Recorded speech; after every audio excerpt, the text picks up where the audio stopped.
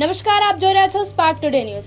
એક નજર કરીએ અહેમદાબાદના પ્લેન ક્રેશ દુર્ઘટનાની મુખ્ય અપડેટો પર. અહેમદાબાદમાં 242 પેસેન્જર સાથેનું એર ઇન્ડિયાનું પ્લેન ટેક ઓફ થયાની 2 મિનિટ બાદ જ ક્રેશ થયું.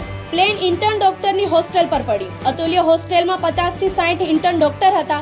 તમામની મોત થવાની આશંકા. ક્રેશ થયેલા ફ્લાઇટમાં પેસેન્જરનું લિસ્ટ બહાર આવ્યું, જેમાં 55 બ્રિટિશ, 6 પોર્ટુગલ, 1 કેનેડા અને બાકી ભારતીય પેસેન્જર હતા.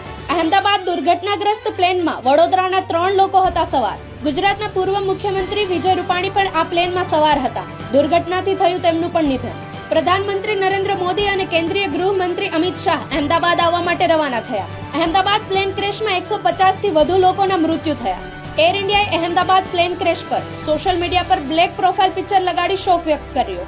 મુખ્યમંત્રી અને ગૃહમંત્રી સિવિલ હોસ્પિટલ પહોંચ્યા. ઈજાગ્રસ્તના ખબર અંતર પૂછ્યા. અહેમદાબાદ એરપોર્ટ હવે માત્ર લિમિટેડ ફ્લાઇટ્સ માટે કાર્યરત રહેશે.